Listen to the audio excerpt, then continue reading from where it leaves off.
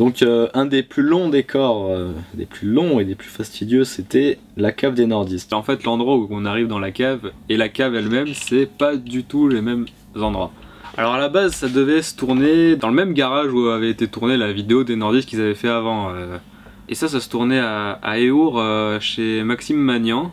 Donc on a commencé à faire toutes les scènes de descendre dans les escaliers en dessous, alors qu'en fait c'est pas du tout une cave, c'est un garage et l'escalier c'est une mezzanine.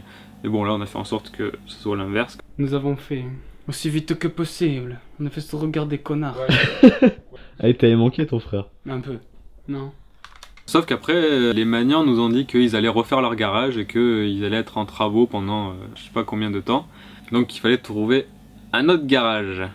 L'autre qu'on a trouvé, c'était à Cuges-les-Pins, chez la famille Asensio, toujours. C'était une toute petite cave qu'un voisin de Val lui prêtait. Le super garage.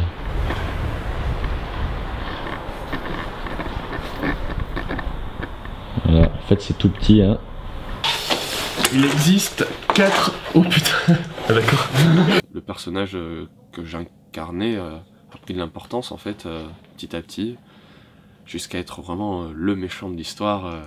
Enfin, à ce que j'ai compris, cela se doit. Qu'est-ce que vous nous voulez? La lumière qui m'a absolument tué les yeux parce qu'on est resté dans cette cave de 8 heures à je sais pas quelle heure le soir, mais qu'on l'a fait parce qu'il fallait le faire et qu'on n'avait plus le temps. Petit à petit on voit un peu plus sa sensibilité, alors qu'au début c'est juste un personnage de passage qui est vraiment neutre et qui émet aucune émotion, et petit à petit elle prend part à l'histoire et elle s'intègre et elle commence à avoir des sentiments et de l'affection pour les personnages. C'est bon? Ah, attends. Là, il faut que je me dise c'est quand même pour Petit Bum. Ouais. Eh non, tu l'as refait. C'est vrai que j'ai beaucoup parlé toute seule et je devais regarder des gens qui n'y étaient pas, donc c'est vrai que pour placer le regard, c'était un peu difficile. Bon, j'avais l'air un peu conne aussi, parce que bon, parler toute seule comme ça et regarder des gens. Regarde ma main, là c'est Bastek, là c'est Max, Maxon, Alexon. Ah d'accord. Eh non. Loupé. C'est vrai qu'ils sont de la Corse, de la Haute-Corse, les nordistes, Natal aussi. Et je suis né là-bas, je pense que doit y avoir un lien, ouais. Et leur but, c'est littéralement de défoncer la série. Cette histoire des nordistes, ça a été inventé par moi et Cécilia. Ce que j'ai trouvé dommage, c'est que moi en fait qui en retire toute la gloire, alors que Cécilia aussi, là on a fait pas mal et finalement elle n'avait pas eu le même rôle aussi important que moi, je pense que c'était dommage. Dis là. C'est quoi ça? Vas-y, fais ça. Quoi, c'est quoi ça? Voilà, la fameuse confrontation sudiste-nordiste, où on a essayé de parodier le film Inception. Voilà une table, la machine de l'Inception, qui était en fait la sphère dans un parapluie à l'envers. Parapluie à l'envers qui est en référence à la saison 1 où il y a une histoire de parapluie à l'envers sur une invention de Romarin. Et puis souvent d'ailleurs, on servait du hors-champ qui permettait de faire croire qu'on était plusieurs alors qu'ils étaient tout seuls dans la pièce. Et on supposait qu'il y avait tout le monde autour. Mais encore, il n'y a jamais eu tout le monde en même temps, hein, évidemment. J'aurais jamais cru qu'on puisse tourner autant de choses dans un espace aussi clos. Un peu long parce que c'est vrai qu'il y a des trucs qui manquaient, les personnes qui étaient absentes. Quelques jours avant, il y a 2 des nordistes qui ont dit qu'ils ne viendraient pas. Du coup on s'est retrouvé avec 2 nordistes en moins. Je me suis dit au début c'est pas très grave parce qu'au final ils sont sous des cagoules, donc on peut prendre des doublures, mais c'est justement la scène où on voit leur visage pour la première fois. Donc c'était embêtant. Donc en fait Pablouille, ça a été Marius qui m'a téléphoné une semaine avant ça, je crois, pour me dire ouais allô, je suis bien chez les sudistes, vous vous rappelez, vous m'avez croisé il y a 1 an dans le tunnel à Pont-de-Joux, voilà, je voulais savoir si vous avez besoin de gens. Je fais allez, on t'embarque. Donc voilà, c'est lui qui a fait le Pablouille démasqué, et puis le Pablouille masqué, c'était moi.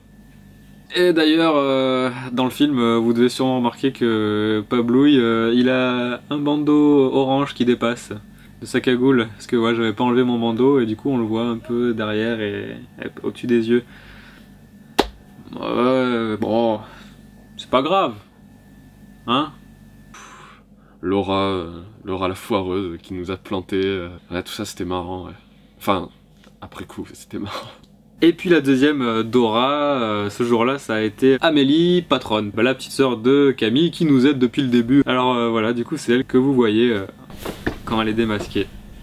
Ils sont où les gens? Et quand elle est masquée, bah, ça a été Mélie Mélo qui a joué Dora et aussi copine de mon front, Anne-Sophie. On était beaucoup et dehors il pleuvait et il fallait attendre assis par terre ou alors sous la pluie, mais bon voilà. Et ne pas faire de bruit quand les autres tournent aussi, donc il faut attendre et en même temps rester silencieux. On s'imagine pas avant de tourner que ça va être long, on prévoit pas et du coup on est déçus. Voilà, alors là ça va pas par exemple. Voilà.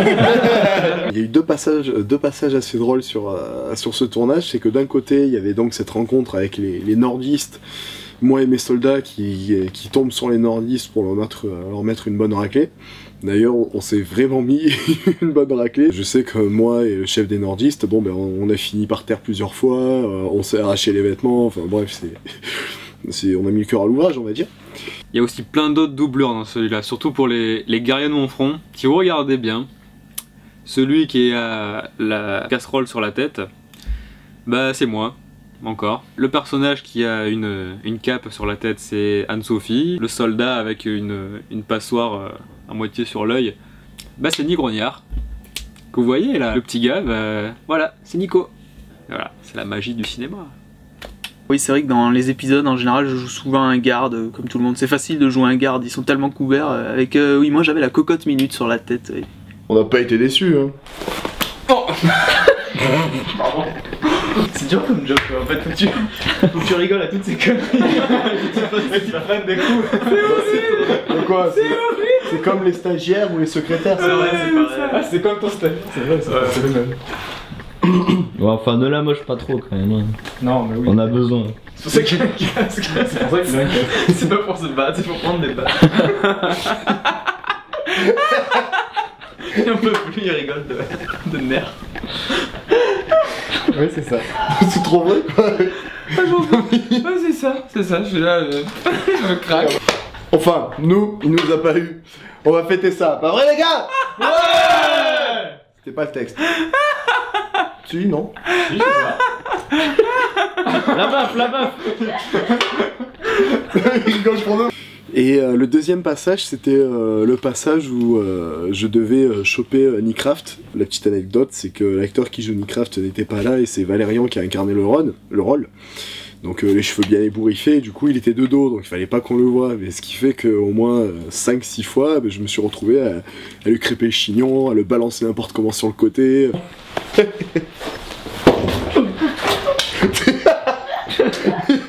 Ça va? Ça va?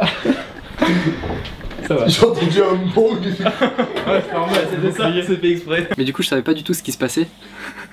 À un moment, tu te fais empoigner par mon front, tu te fais jeter comme ça, mais je savais pas le contexte, je savais pas pourquoi. J'étais tout seul à tourner dans cette pièce et il y avait Valérian et Bastien avec moi pour tourner, et puis tout le reste a été monté après, tous les personnages ont été rajoutés, et on s'en rend pas du tout compte après dans la vidéo finale. Une bête.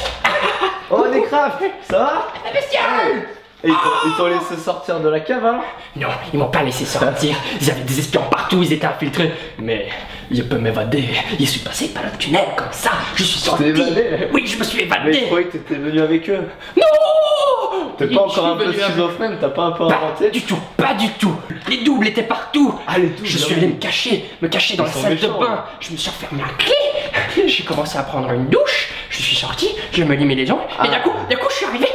Il y avait du monde partout, qui s'attaquaient, qui se battaient. Ah, c'était là où il y avait la grande bataille. Et on y était après, aussi. il y a ces fous qui sont arrivés là, qui m'ont attrapé. Ah, mon frère. Mais ils sont sympas. Non. Ils nous ont aidés. Non. Bon, allez, je te laisse. Non, reviens, ne laisse pas seul. Il y a des bêtes partout ici. On entend légèrement un bruit de fond cette conversation là, mais c'est vraiment du bruit de fond, on s'en rend pas compte du tout. Si t'as fait de la merde là-haut. Tu rigoles ou quoi? Moi je streamais pendant depuis des heures là-bas et toi tu gâches. Mais ça a servi à rien. Vous pouvez Connard. pas diffuser, salope.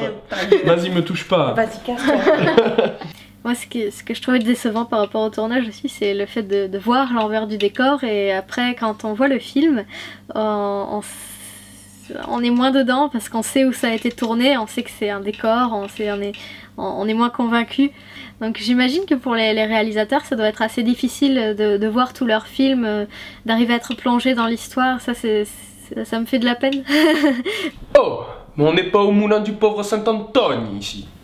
Non, c'est pas un moulin ici. C'est pas un... Ouais, bien, oui.